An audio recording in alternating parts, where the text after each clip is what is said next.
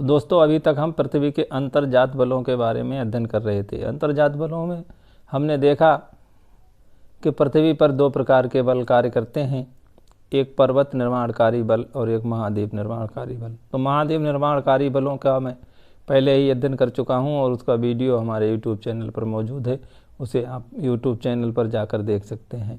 तो आइए अब हम देखते हैं कि पर्वत निर्माणकारी बल क्या क्या होते हैं और ये कैसे काम करते हैं। तो हमारे पृथ्वी पर पर्वत निर्माणकारी बल दो प्रकार के हैं, एक तो संपीड़न बल और दूसरा तनाव।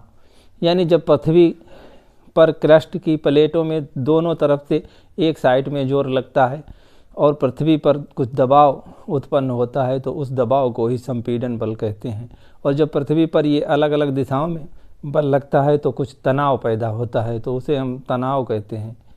यानी वो तनाव बल होता है और तनाव बल के कारण भ्रंश, दरार और चटकन जैसी क्रियाएं होती हैं।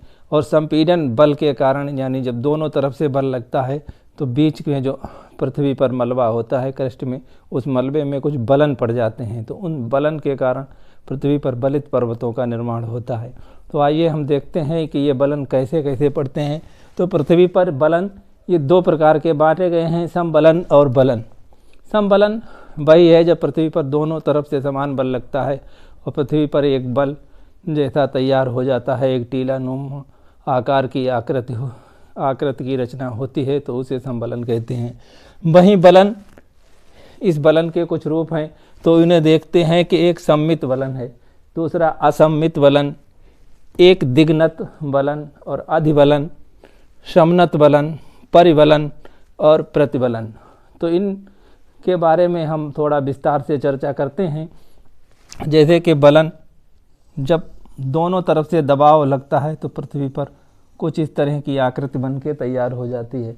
तो इस आकृति में जब ये दोनों तरफ की भुजाएं एक समान होती हैं तो हम इसे सममित बलन कहते हैं। यानी पृथ्वी पर जो पर्वत निर्माण होता है उसका ये पॉइंट बीच में होता है, दोनों तरफ बराबर ढाल होता है तो इस बराबर ढाल वाले बलन को हम सममित बलन कहते हैं। और जब यही ढाल एक तरफ से तीव्र हो जाता है और एक तरफ कम रहता है तो इसे असममित बलन कहते हैं। फिर जब यही ढाल एक तरफ ढालदार होता है और दूसरी तरफ एकदम सीधा यानी 90 डिग्री के लगभग हो जाता है तो हम इसे एक दिग्नत बलन कहते हैं। और जब यही बलन एक तरफ से और ज़्यादा फोर्स लगता है और दूसरी तरफ से कम लगता है तो ये बलन कुछ इस आकृति का हो जाता है, इसे हम समनत बलन कहते हैं। और जब यही बलन में और एक तरफ से अधिक दबाव पड़ता है और ये आकृति कुछ ऐसी हो जाती है तो हम इसे परिबलन कहते हैं। यानी ये परिबलन हो जाता है। और जब इसमें एक तरफ से बहुत ज़्यादा फोर्स लगता है और ये आकृति कुछ ऐसी हो जाती है और ये यहाँ से टूट जाती है और टूटकर चट्टान के ऊपर चढ़ जाती है तो इसे प्रतिबलन कहते हैं। और इसी में ही हमारी अपनति और अभिनति आती है। यानी कि जब ये चट्टान का ये ऊंचा हिस्सा होता है तो इसे अपनति कहते हैं और ये नीचा हिस्सा ये अभिनति कहलाई जाती है। इसे अभिनति कहते हैं और इसे अपनति कहते हैं। अपनति और इसे अभिनति कहते हैं।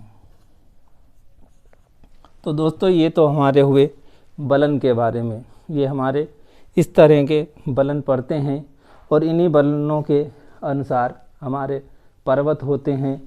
जैसे कि स्विट्जरलैंड का जूरा पर्वत वो सममित बलन के आकार का है।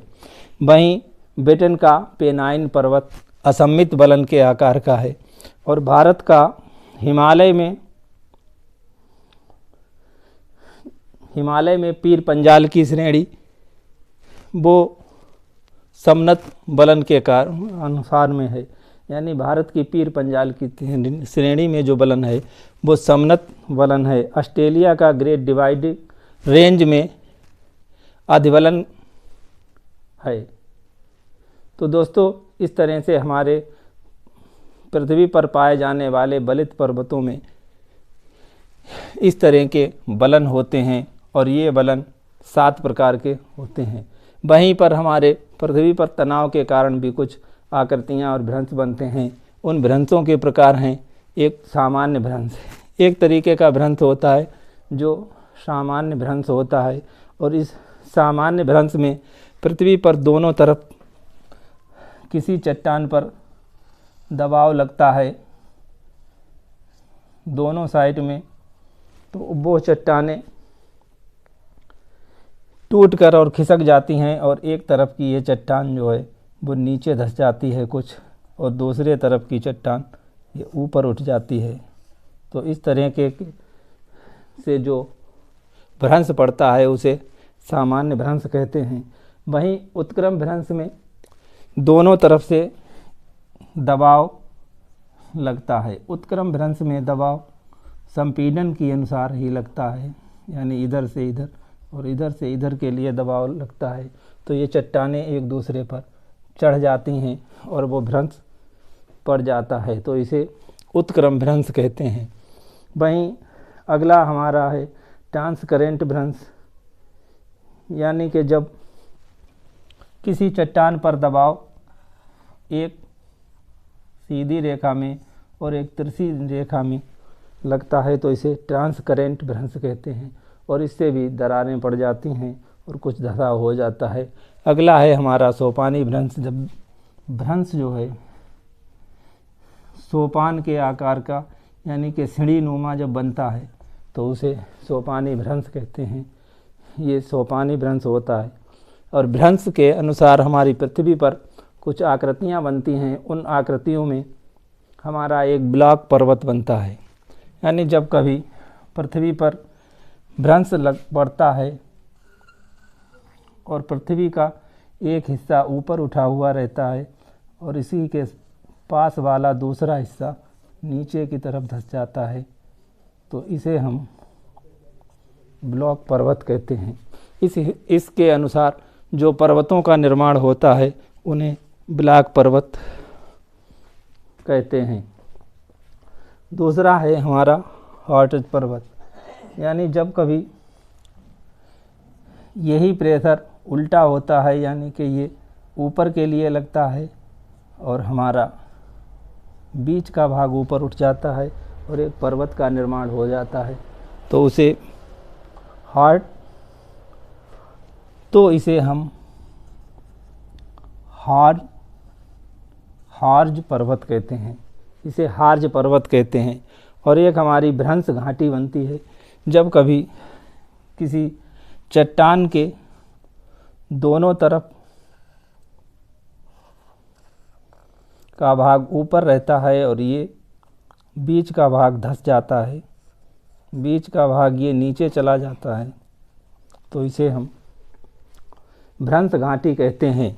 और ये एक हमारी रैंप घाटी बनती है, जब कोई बीच का भाग रुका रहता है और इस साइड से दोनों तरफ से चट्टानें ऊपर उठ जाती हैं, पृथ्वी पर फोर्स लगता है और ये चट्टानें ऊपर उठ जाती हैं, तो हमारी ये रैंप घाटी बन जाती है।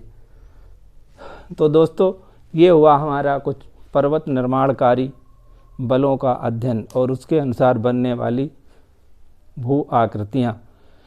आगे हम और भू ज्योग्राफी के कुछ नए पार्ट का अध्ययन करेंगे, यानी कि आगे हम प्लेट टेक्टोनिक का अध्ययन करेंगे।